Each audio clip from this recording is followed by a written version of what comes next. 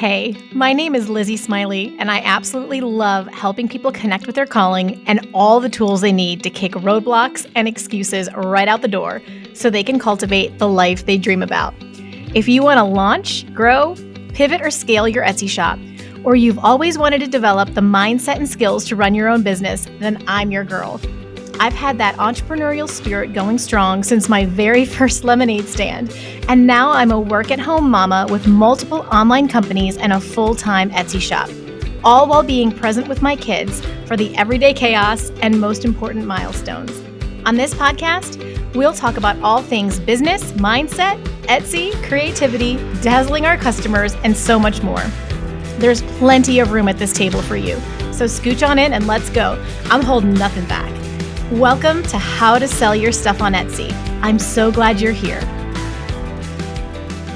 Hi guys, welcome back to the podcast. I'm about to introduce you to a very magical human, and so I hope you're ready. You clicked play on the most amazing episode.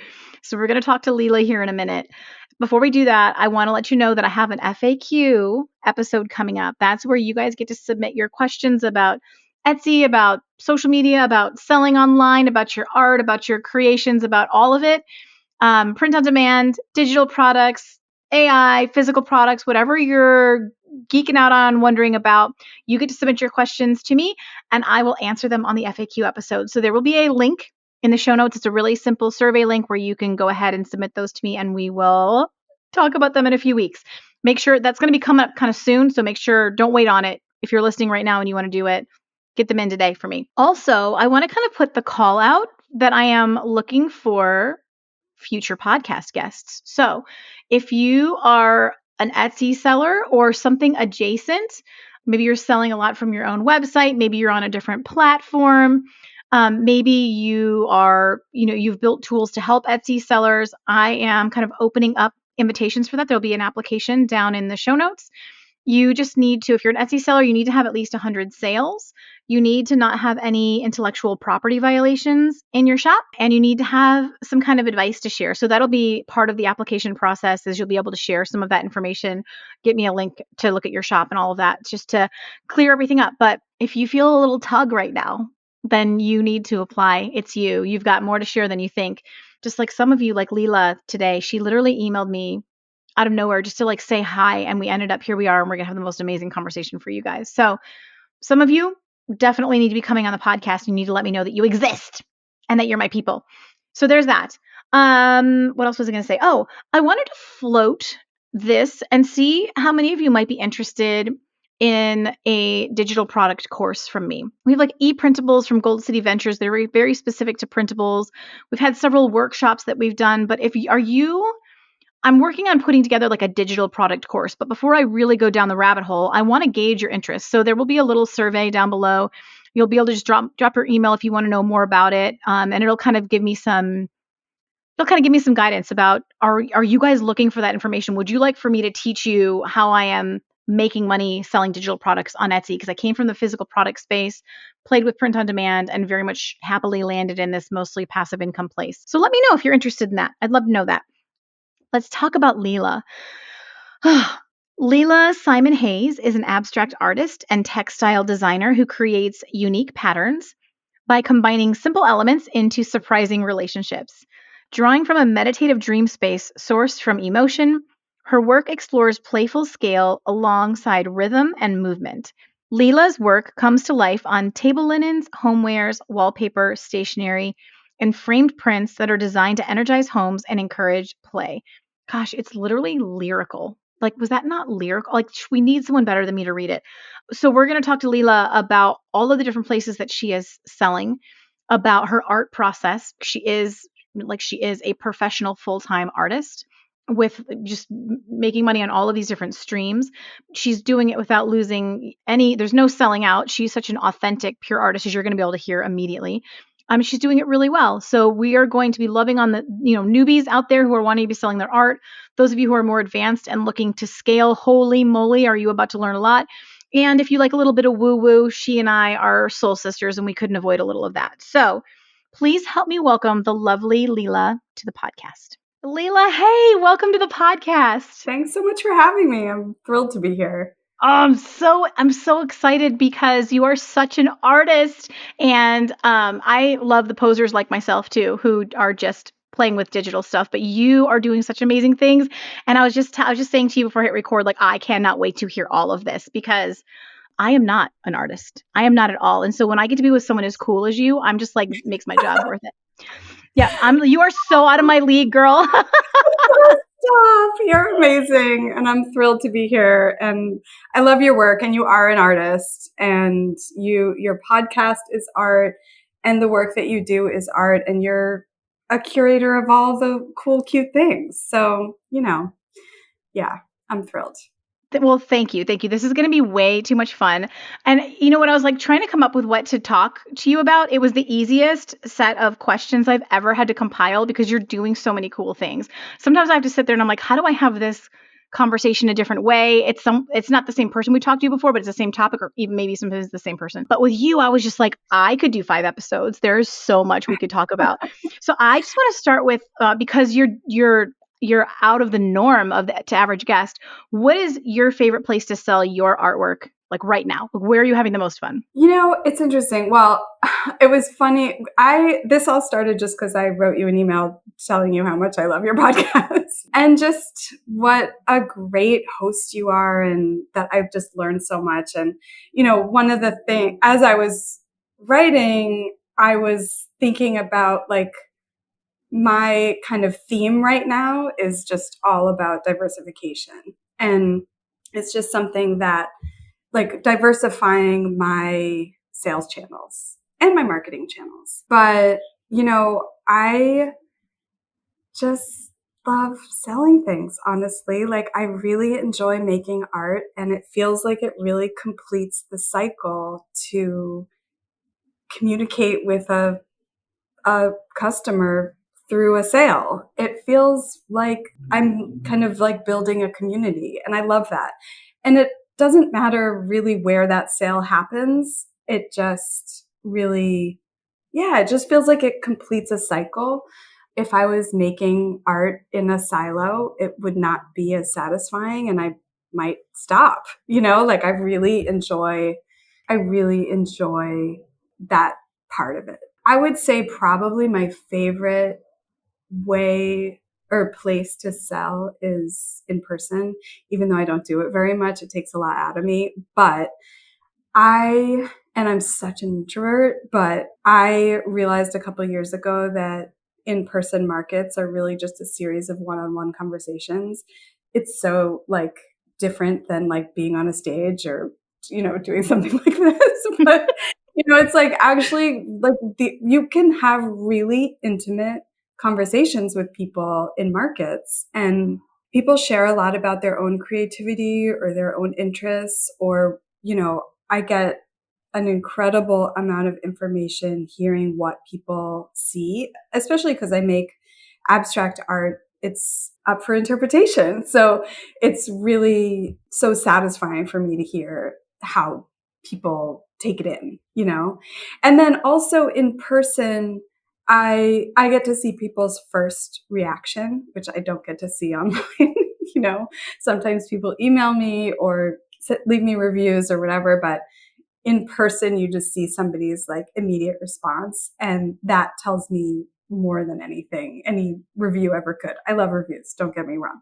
But then lately, in the past 9 months or so, I've expanded into table linens.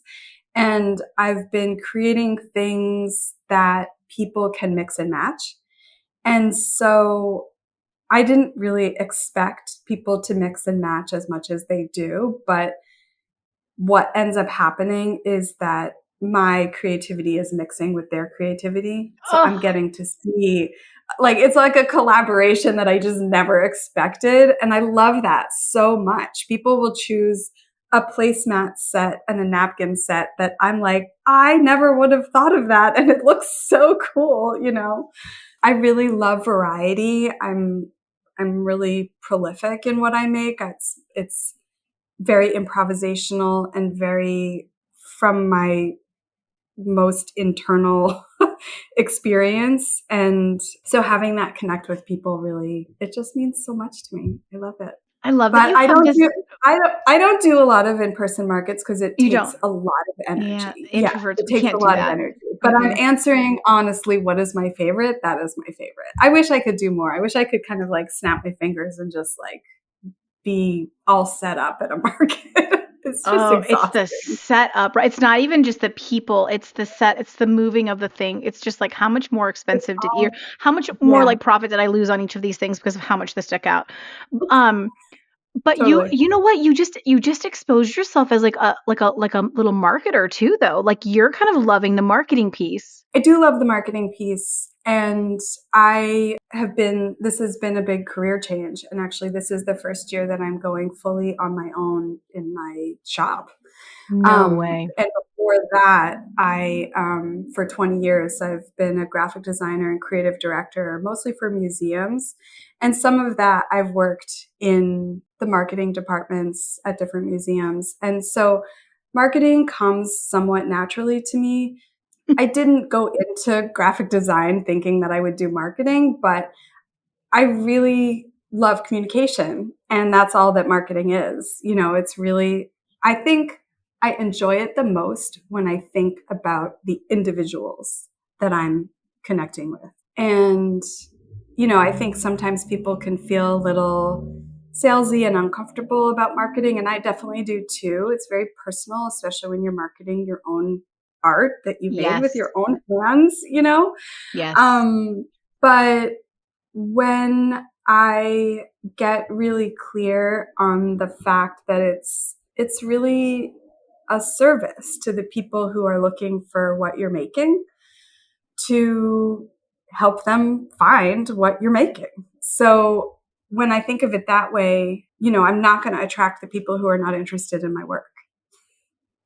That's easy, you know? I don't Yes. have to. I'm not It's always trying to be for mindset, isn't it? everybody. It comes down to mindset at the end. Totally. Yeah. Yeah, and it can really free you up when you just really can accept I don't need to be for everybody. And it's fine if I'm for very few people, you know, like the people that are interested in my work are very excited about my work. And that means everything to me, you know. It's really a lot of people share a feeling of gratitude for the work that I do. I recently sent out a survey to some of my top customers, my top like repeat customers, people who I feel like really understand what I'm doing. And one of the questions was, if my business went away tomorrow, what would you miss? And there were so many people that were like, don't mess with me. Like, that would be okay. You know, I was like, oh, sorry, I didn't mean to, you know, like, it's just like one of those survey questions you ask. Like, I was, anyway, it was very sweet to hear how much it means to people, which means so much to me. You made their brains melt. Okay. You did. So, okay. Here's what I want to know though. Can you list off for us all the different places that you're selling? I want to hear that real quick because I just realized Yes. we didn't say that in your intro. So tell us all the different Yeah. platforms you're selling on. Okay, so I sell on Etsy. I sell on my own Shopify website. I sell wholesale on Fair. I sell in person at markets. I sell on What's Spoonflower. Yeah, I was gonna say, what is Spoonflower? I definitely wanted to know that Yeah, one.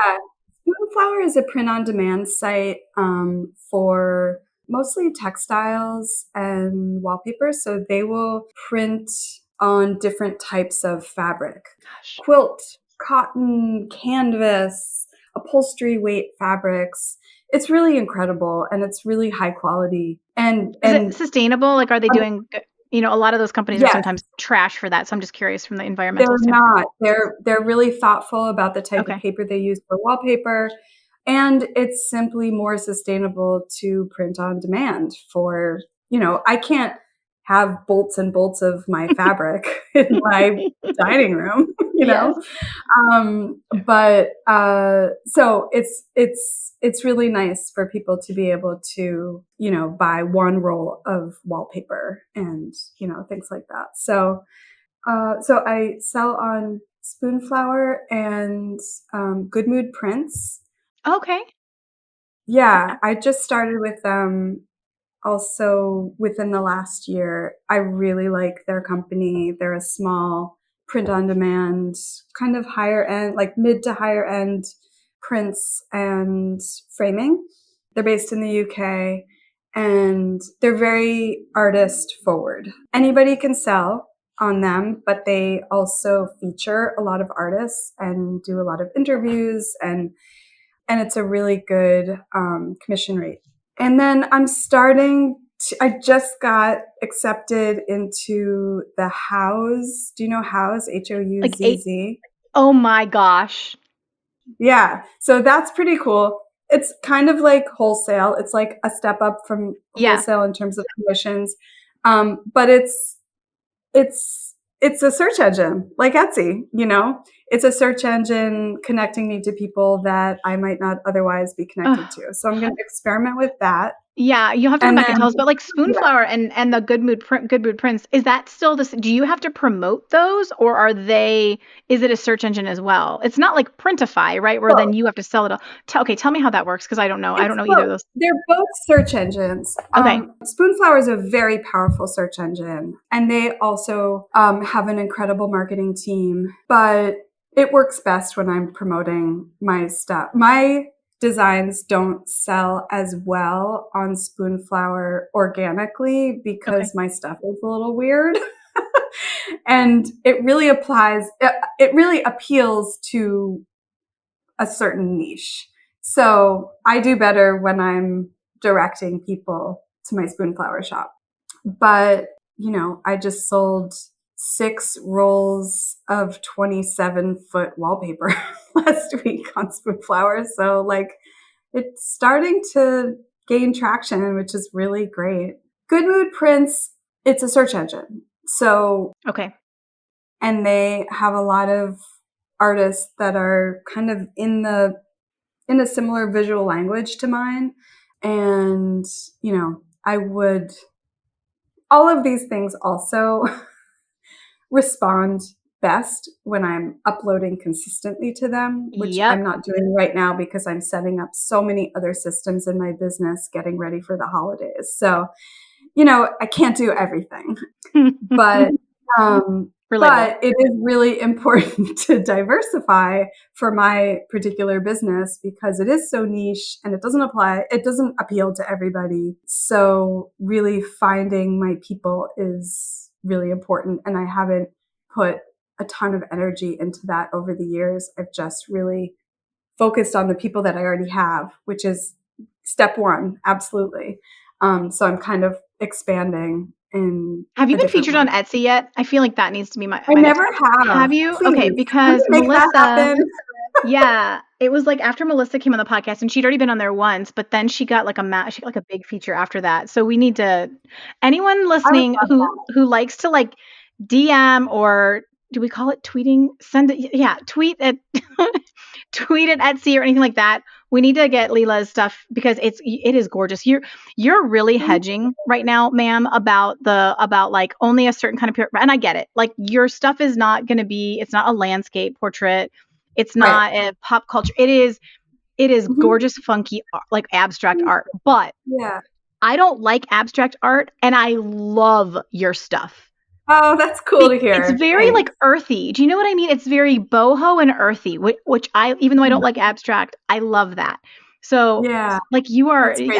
I think you have like a broader audience than you think. And I also wanted to ask you, okay, so wallpaper on Spoonflower. Why would you, from like your Instagram, choose to be sending traffic to the Spoonflower rather than your Shopify for the wallpaper?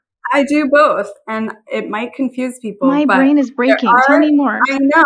So I basically drop ship through Spoonflower also. Okay. I have Okay. so many channels. So I put a select few listings of my most popular wallpaper styles on my website because there are people who find the shopping experience on Spoonflower to be pretty confusing. Okay. So it's kind of like a service. It's slightly more expensive, but it's really like in range with what Spoonflower is selling. So there's a whole world around drop shipping through Spoonflower, and Erin Kendall has a great workshop that you can purchase. Okay. Aaron, like ERIN? ERIN. Kendall. I can't spell. So. I'll find it. I'll find it and link it. That's really interesting. Also, that could be such a fun interview as well, just to hear all about Spoonflower, like just a whole focused thing on that. She has a really wonderful membership program all about Spoonflower. She's incredible. Yeah, I It highly sounds like recommend her. She's a also great just choice a for artists. really wonderful person. Yeah. Oh, we love those around We love here. wonderful people. Yes. So great. Oh my gosh, I love that you mentioned that. We could talk. I need 5 episodes with you, my friend. Okay. Okay. So Spoonflower, it's all textiles and wallpaper. So when someone Yeah. orders from Shopify, do you have wallpaper in your house or do you send it to them from No, Spoonflower? I send it to them from Okay. Spoonflower. It's just not connected. You have to go put that order in. Okay. Yep. Okay. Next question. And And I have already gone. the same is true for my framed prints on my Okay. site. I also drop ship those. So I have a company that I work with who does the printing, the framing, and the shipping. And so if I get, like, this behind me is one of their pieces. I love their work. And I get the order in and then I put the order in with them. Is I that don't like know if they're proprietary? Would you be willing to I share know, who I'm that like, is? Is that you're trying I to would remember who share it who is? that is. Yeah, somebody was very generous with me about who they work with, so I'll be generous too. They're Gango Custom Printing. Never They're heard of it. in Portland, Oregon, and their work is just really high quality and really nice. You And just they're great to changed a work few artists' lives. You literally with. just broke the Yeah, ceiling for some other women nice. listening. Yeah, I so thank mean, you so much. Like, it's like, it's not hard to do drop shipping. It's very overwhelming setting it up. A lot of these things, it's about the setup that is very overwhelming. But once you're doing it, you can iterate off of it. You can be like, okay, well, I messed that up. I'm now going to fix it. Like, it's almost like you don't know what you need to know until you do it. You know what I mean? I think that's true for yes. Etsy too. Are you a print on demand or digital product Etsy seller who's tight on time or still learning all of the Etsy secrets? I totally remember the days of having no idea what product to create next before I learned how to make those informed decisions so I can really identify with where you're at.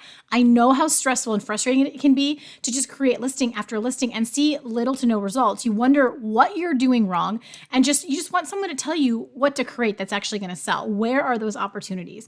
So let me give you a leg up with my weekly trends and opportunities report. You just join my membership, and every Monday, I'm going to send you an email with a list of exactly what is trending right now, with a video tutorial showing you how I found those trends and how to apply them in your shop. We're taking guesswork and extensive time off of your table. I'm also going to send you 5 print-on-demand and digital product opportunities that are growing in demand right now, helping new shops make sales and still have very low saturation in the marketplace. So your tight schedule, your newbie status doesn't have to hold you back anymore. I'm going to help you earn while you learn. You can grab my free demo to start and see an example of what the weekly trends and opportunities email looks like right from the show notes. See what you're going to get, and I will see you on the inside soon. What's amazing about you is you are cracking so many different things simultaneously. And that was actually the next thing I wanted to ask you is how did you know you were ready for this level of diversification?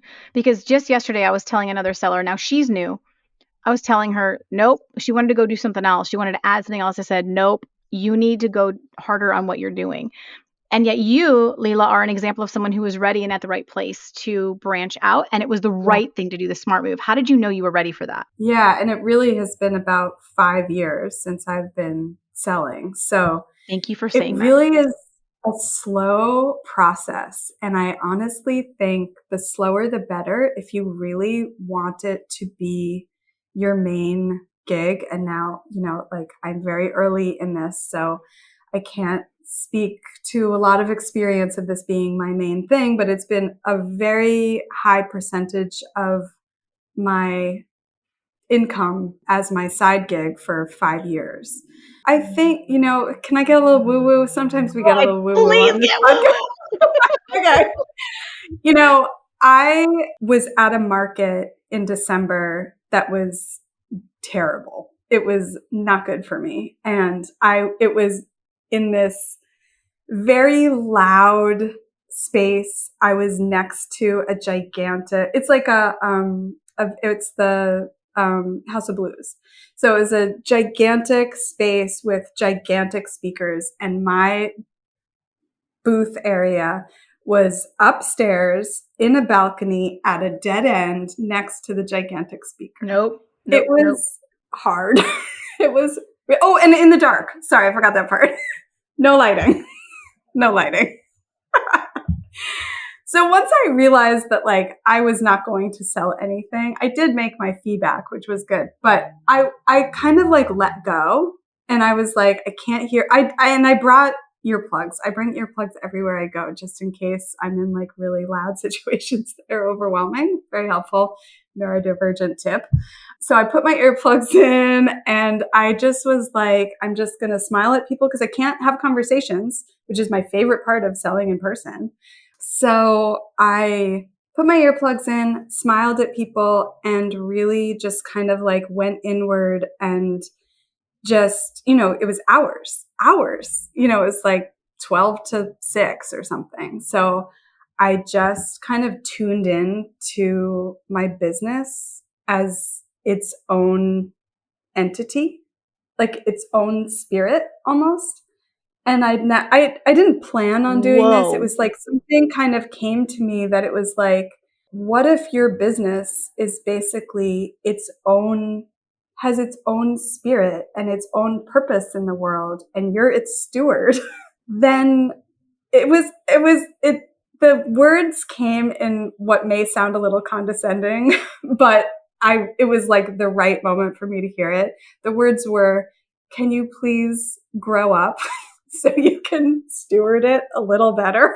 And I was like, oh, okay, I think I can, like I was already in a mode of wanting to take it more seriously, but had a lot of imposter syndrome and a lot of like shame around selling stuff. That's never been like a super comfortable thing for me. But if I'm really honest about it, I love it. I love what I'm making. You better love what you're making. And I love selling it. I love connecting with people around art and creativity. It's my biggest joy, So I felt like I kind of made a pact with my business that I was like, okay, I'm going to do all the scary, we can do hard things around letting my business grow in ways where it can be seen by more people. So, I feel like we could end right there. That is bananas. I'm over here taking notes because I'm literally like, what if your business has its own spirit to express? Yeah. That's a wild thought. It's obviously not as like, our businesses are, I'm going to put more value on humans, right? But there is this thing that they need to express that's a little separate from us. And that is really, really cool. And I also think that's really empowering. Well, and humans are top priority, and businesses are a way for humans to connect. Yes. So who are we to say that our businesses are extra or not necessary, or like, we don't know. We don't know how our work touches somebody. It could be the smallest thing. Like I give out stickers for free at markets, and people are like, are you serious? And I'm like, it's a sticker. Like, it's okay. That's good. But they're like really touched. And even my business cards, I use Moo. So you can, with Moo, do you know Moo? No, what a cute name though. Oh, it's such a great printing company. They're in New England, and they're so great. And you can get these little mini business cards, and you can put up to 50 different backs on them, which is perfect for me because I cannot choose which pattern I want to put on my business card. So I put 50 different ones, and then at markets, people can choose whichever one they want.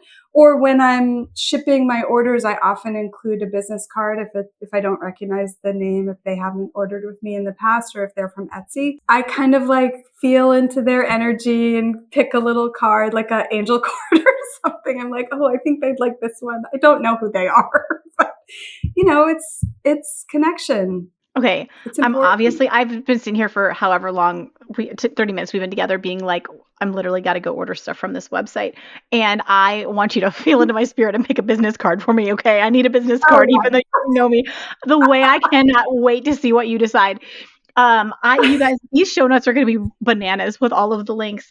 I just think we Oh all yeah. need I love sharing. I really love sharing resources, and I same. really love when people share resources. Yes. It's like, why are we not sharing the resources? Like Yes. Moo is a small business. Gango, the printing company, is a small business. We need to all be lifting each other up, you know? So It's like it's just yeah, because we've been raised in scarcity. We've been raised to think we have to right. always be, and God love us, always be in self-protection mode, always be Yeah. watching our back. Like there's Yeah.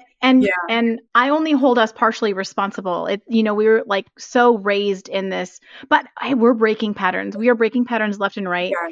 I don't know what I'm going to do next because now I have to go ask my business what it wants to express.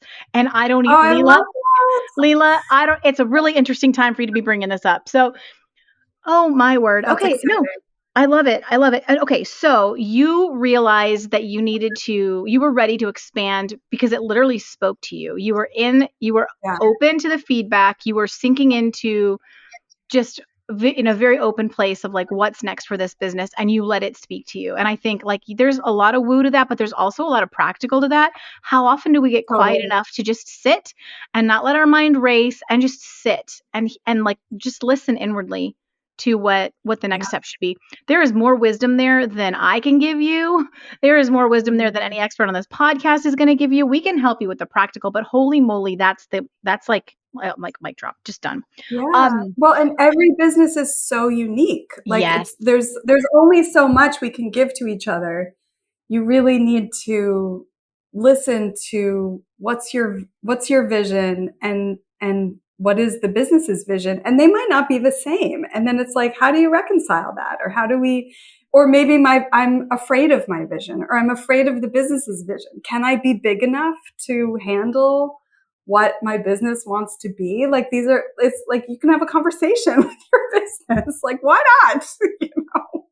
That sparks Yeah. another question related to this woo stuff. Have you ever been in a place, Leela, where things weren't necessarily working and you had Yes. to figure out, I'm so excited, and you had to figure out why and fix it? And how did you do that? I mean, all the time. You know, I doing life is just about a series of experiments and then learning from the experiments and then trying something different. So business is very much like that. And especially a creative business, because there is no roadmap. There's nobody who can really tell you exactly what your business wants to be. You know, yeah, so I think of it as a very iterative process. So like even when I was like starting out on Etsy really early on, I started with a calendar that I had actually just made as a gift, as like an end of year gift for my graphic design clients. And I had been doing, well, all this art came to be because I had started a 100-day project back in 2018 because I had 2 decades away from my art practice. And I was depressed because when you're an artist, you really need to be making art.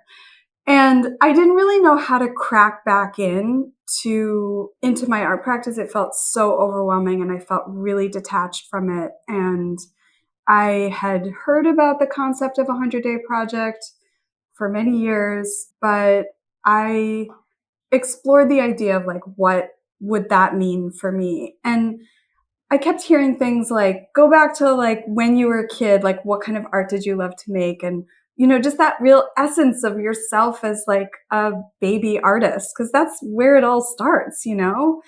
And when I was a kid, I loved ripping tissue paper and gluing it on paper. And like just really the essence of like how different shapes relate to each other and how colors relate to each other. So I created this project called Shapes Relating, and I just drew 10 different, very different shapes, and I chose 10 different colors, and I digitized the shapes and I brought them into the computer and I just made a different arrangement every day. And I posted it on Instagram. I had 0 followers. And I just was like, I just need the accountability. Instagram was a much friendlier place at that time. I made like a lot of friends through this project. Shout out to all my art Instagram friends. I did 100 days of, I really stuck to it. It was like a lifeline. And I was getting ready to leave a really important job that I really enjoyed. And I loved my team. I was working at a museum as a creative director and I just wasn't happy enough. I was feeling more calling me, and it's a project that bridged, I started it while I was still working there and it bridged my leaving there and has continued on. So I did 100 days and on the 100th day, I accidentally made a pattern. It just kind of like came out and I was like, oh my God, I didn't anticipate that happening. And now I have to make 100 days of patterns. So I kept going, 200 days, 300 days, 400 days. I just kept going to like 827 days or something. And then the pandemic hit and, I have kids and it was a mess. But it really like got me into feeling confident in myself as an artist. I've kept them all on my Instagram. You can scroll all the way back and see the very embarrassing beginnings of my art practice. Because I think it's important to see it. Like it's not all the top 9 squares, baby. It's like, so I did this many hundreds of days project to get me back into my art practice.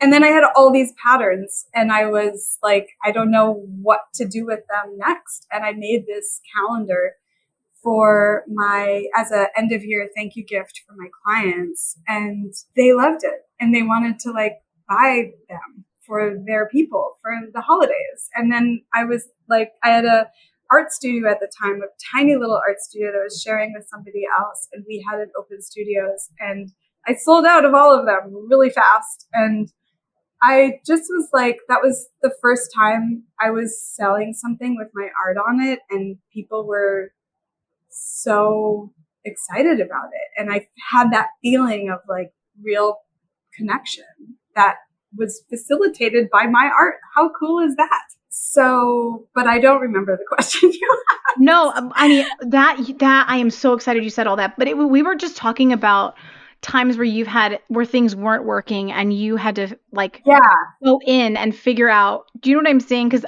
there are so many artists listening who are like, this is my art, this is my expression. It's not working in the e-commerce. And I had a feeling you would have some piece of, but you just wrote something right there, girl, because so many times. If everyone listening created one new thing, even if it wasn't like, okay, my big old signs, I don't know, I could have done one every single day. I didn't need to. But even if you're doing digital products, if you're doing print on demand, if you do one design a day, you don't list them all. You do it so you get good. When I was in art school, we copied a bunch of stuff just to get good. That wasn't supposed to be what we were going to sell. And people, I saw this post on the gram yesterday, and it's a little spicy, but I kind of like it. And it said, I'm more successful with you because I failed more times than you've tried. And I'm just like, listen, can I say that with a hug? Can I say that with a hug? People look at you and me and they're just like, oh, that's just not fair. I'm like, yeah, you're super talented too. But I've been putting myself out here since 2008. You know what I mean? And I'm failing. I'm still failing every day. So really, me too. Yeah. Yes. And it's beautiful. And it's like having the bravery to try things that we don't know if they're going to work. Like if we only did things that we knew were going to work, like I would do 5 of the things I've ever done, like it's not the goal. The goal is to try and share. And that's it. Yeah. I just learned so much by iterating, like you were saying, like it's all in iterating. So I put this calendar that I made on Etsy.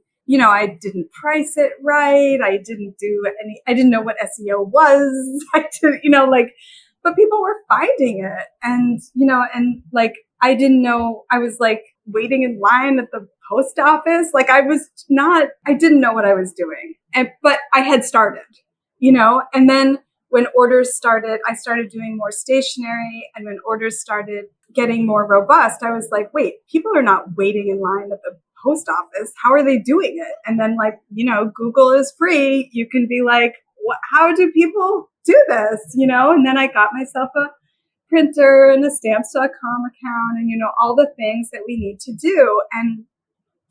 But you have to kind of get to a pain point sometimes to be able to know what you need to do next, Yes. you know? And I think that's kind of that whisper that I got last December was like, your pain points are going to need to get bigger, you know, like, and I just set up an affiliate program. No way. Which is huge because I'm interested in getting on gift guides, you know, Wirecutter. Girl, have you talked to Gloria yet? Have we talked about this? Have you talked to Gloria yet? I've had 2 PR episodes with this girl, Gloria. She's in New York. You're going to be obsessed with her, and she will get you featured immediately. Okay, great. Oh, yeah, my gosh. And I learned, you know, like I had emailed all the editors last year, like trying to get on gift guides. And then I learned that you need, you know, these days you need affiliate. You need to be able to send out affiliate links. I think that influencers would like promote your stuff. Well, and it's not even, that's a good idea. Yeah. I hadn't even gone that route yet. And then Melissa, she's got her stuff that like shows up in Netflix movies and shows. I heard that. I loved that episode. Like, that was great. That was really nice to hear another abstract artist too. I was like, yes. And then did you listen to last week's? Because Melissa does more landscape, like moody landscapes, but last week's was Emily Keating Snyder. It was interesting to have you guys both right now. I'm just like, what is happening? I'm looking for the episode with Gloria so I can tell everyone what it is. 177. Okay, great. And that was like, but she's all about PR features, and she didn't go to PR school. Like she's literally self-taught, and she's incredible. Y'all are gonna love her. Great. Oh my gosh, I cannot wait to hear. So it's really funny. We've of course taken this a completely different direction than I even planned. But can we spend some time? Can you just tell us about your art and your process? And can you just tell? We just need to know about you. Sure. Yeah. Everything that I make is pretty similar to how I made the first 100 days. Everything in my studio starts black and white. I paint with ink. I use, you know, scissors to cut up black paper. I create shapes. I just follow my instincts, and everything's very improvisational. And I create what I call elements, and I kind of file them in different, I don't know, moods or hierarchies, things I like the most, things that want to be cut up and made into something else. And so I have like different parts of my process, the making part of the elements, which is all black and white, and then kind of curating different combinations. And then I digitize the black and white pieces, create patterns in Illustrator or every program. I actually use InDesign a lot because I'm so used to InDesign from my graphic design days. So, you know, I use programs that are not designed for the things that I make, but it doesn't matter. You just use what you use, you know. I use Procreate too on the iPad. And then I add color at the end. My work is so colorful, but it really has a long period of time. Like 75% of it is black and white, and I really add color at the end, and it really comes alive in a different way when the colors are relating to each other too. And I definitely keep some patterns black and white because I really like the mixture. For a long time, I was creating quilts that were 2/3 my colorful patterns and 1/3 black and white pattern. And it just the way that they relate to each other, I think, really is energizing. So yeah, and then it just depends what I'm applying the patterns to. So if it's, you know, stationery is so easy, it's nice and small, so I have a lot more leeway with that. wallpaper is 24 inches wide. So like I really have to think about scale, and I like bold scale. I like playful, weird patterns that really make you think. Like one of the things, I grew up with a lot of wallpaper in my house because my grandfather was a wallpaper hanger. So we had all the 70s, 80s wallpaper in our house. And one of the things that I look back on is that when you live with pattern, your relationship to it changes over time. So you may think, oh, I see, we had this in our bathroom, we had a grid of, this was very 70s, a grid of brown background and silver lines, like metallic silver lines. And for years, I saw it as metallic silver lines. And then after a couple of years, I saw it as a silver background and brown squares all over the place.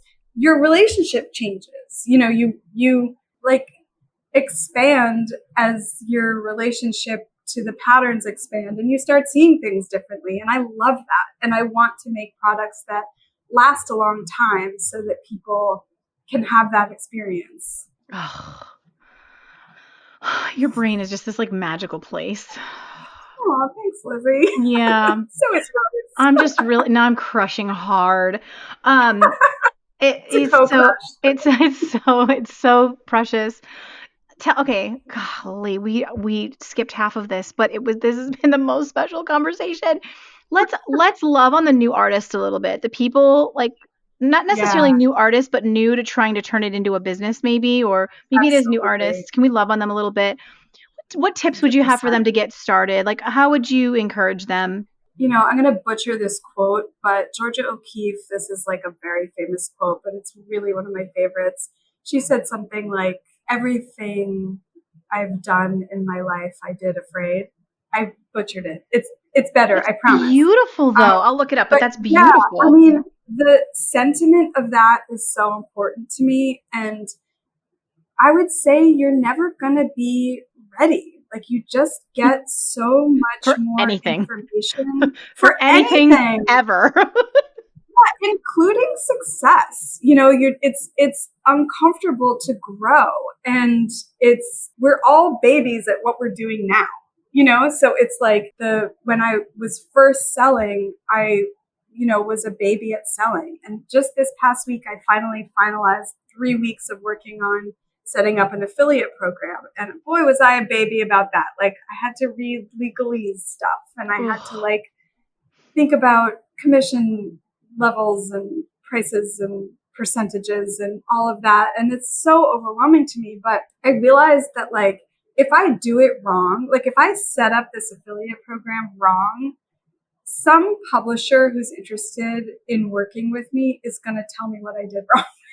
They're going to be like, oh, that's too low of a commission. And I'm going to be like, great, I'll make it higher. What does it need to be? It's like everything, it's like that Marie Forleo book that I haven't read yet, but I love the title. Everything is figure outable. Like, it just is, So it's really just doing the things that scare you in small doses. So you don't scare yourself too much. You don't jump off the deep end, but you just do little bits of putting yourself out there in ways that stretch you. I mean, here, I didn't want to be on video. I told you I was like, she didn't have a choice. Yeah, I was like, guess what? We're going to be out of your comfort zone today. Yeah, it is. It's only my second podcast interview, and it's my first one on video. And I actually got on my stories on video right before coming on here, because I needed a little exposure therapy of just it's not that hard. Just here I am, here's my face. I can do this. I can talk in real time, and it really helps me. I think exposure therapy is such a great term because, just to kind of get back to the woo side, making art and sharing it is a very spiritual endeavor. It's not a light thing. And that is why it is hard. So for people who are new and who are scared, you're not crazy. Like, you're doing a hard thing. Most people don't do it. It's awful. It's so scary, you know? But it's like gradually expanding your capacity is such a safe way to grow. We don't have to do it quickly. In fact, I don't recommend doing it quickly because I do see a lot of people just being like, I'm just going to build a big business and I'm going to, you know, like just jump off the deep end. And it's really overwhelming. Most of us are pretty sensitive people. Right. We don't need There'd to be that. overexpose ourselves or overextend ourselves. We can do it bit by bit. Are you brand new to Etsy, about to get started, or struggling a bit to find your groove? What I'm about to say is just for you, okay? I can completely relate to where you're at because I think I can help you achieve success faster. When I first started my Etsy shop, it was not one of those success stories that we hear on the big YouTube channels, even on this podcast, where I just had crazy success and it took off right away. All right. I all but failed for my first 6 months, just like a lot of new sellers. And so it's very relatable. And the issue for me was I didn't understand demand, for one. I didn't understand SEO. I was way too broad in my search terms. And I didn't know how to position my product so that customers just couldn't help but click add to cart. And so once I learned those things, I went from making about $25 a month in sales to $6,000 a month and up. And in the holidays, I would even have $13,000 months, like at my shop's peak. And the thing about me, if you've been here for a minute, you already know this. I'm a terrible gatekeeper, okay? When I figure something out, when I crack a code, when I get excited, I cannot help but tell everybody who wants to listen. It's like either my best asset or my toxic trait. I can't decide. But I put everything that you need to know to fill that beginner knowledge gap into a low ticket, just under 3 hours beginner course that I have called 6-Figure Secrets to Getting Started on Etsy. In it, I'm teaching you how to find what's in demand for your niche, how to find and use trends, how to start your shop if you're worried about that part, SEO strategy to find the micro niches where the opportunity is, how to understand the Etsy algorithm, and a ton more. The whole thing is bite-sized videos, not long form, just small bite-sized videos, zero fluff, and to the point. You could get the course today, go through the less than 3 hours over the next couple days, launch your shop this weekend, and have sales coming in as soon as Sunday. So let's get you the few missing pieces of the Etsy success puzzle, those little tweaks you need to make so you can start making the sales that you deserve, because I have never been more convinced that there is room at this table on Etsy for everyone. And the opportunity is so ripe right now. I am in the numbers, in the data every day, and my mind just keeps expanding on the possibilities, okay? So as a special treat, use the code SAVE50 to save $50 on the 6-Figure Secrets course today. That's $50 off with the coupon SAVE50. And by all means, DM me or shoot me an email when those sales start popping, because I want to celebrate with you. I think it's like one of the saddest parts for me of like the culture today. I actually think there's so many gifts to being alive right now. Like, I'm just an optimist. I try to look at everything I can as positively as I can. I do think our like shortened attention spans is really hurting art. 100%. Like, well, Yeah. artists. I mean, which in turn hurts art. Do you know what I mean? Because we're so used to wanting to see results so fast, and especially with art, there has got to be process, and there has got to be testing, and there has to be iteration, there has to be patience to create something really profound. So have you had any experience with that, like with just like the rushing of the I'm so impressed that you stuck with that for over 800 days, that 100-day challenge. But Me too. I think everyone should I don't do know how that. Like that's really you do helpful, not I need think, to for do 800 days, but No. even doing 30, I mean, just the practice is the showing up. The practice isn't even what you're making. You can scroll back on my Instagram all the way back. There's some horrible things. Like, it's so embarrassing, but it's how I got here. And so I love that person who made that like silly little thing when I had, 20 awesome followers who were cheering me on, Yeah, I mean, I do agree about the short attention span thing. Yep. And, I'm not even going to get into AI, but I do feel that there are people who, because of all that, appreciate the human touch more. Way more. The value for artists has just gone through the roof. AI is going to make art the most valuable thing that there ever was. It's going to give it so much more. Right now it sucks, but it's going to give it so much value. And we got to go through this period. But sending actual physical products to actual physical humans from your actual physical self is really powerful. And it is kind of a spiritual experience. I'm connecting with somebody I've never met. I probably will never meet. And it's a real connection. And it means a lot to me. And in a lot of cases, it means a lot to them too. People will reach out to me and be like, I'm really touched by how much effort you put into making this calendar such high quality. Like the paper that I choose has this incredibly gorgeous texture. It costs way more to do that. I print it locally. I care a lot, and it's hard to show in pictures, but when people receive it, they feel like I've had a lot of people be like, wow, this was a lot more special than I thought it would be. And I've had people this will be my 6th calendar. I just finished the first draft of the 6th calendar, and I try to get it to print so that I have it in-house mid-September when markets start and things like that.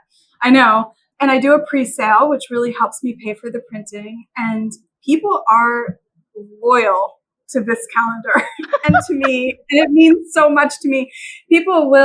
Last year I was having a really low moment and like, I don't know that I want to do this anymore. And I'm just really overwhelmed. And people would be like, well, like when I get the 2025 calendar, and I was like, oh, they expect it. Like, I wasn't even sure I was going to do it, but let's not start a war, okay? Let's not start a riot, okay, Leila? Let's. But that's the thing. And I have this former graphic design client who's a really dear friend of mine, or I guess I still do some graphic design for her. She's a real estate agent, and she, in the past few years, has bought up to 400 calendars. And I print a custom back of the calendar for her, and she sends them to all her clients. And, so there have been times, actually, I just did a market in May, and I had a piece of fabric over the table that is the same pattern as the cover of my current calendar. And somebody walked by, did a double take. And she was like, I know you. And I was like, okay, great. Like, who? Hi. And she was like, I'm from Arizona.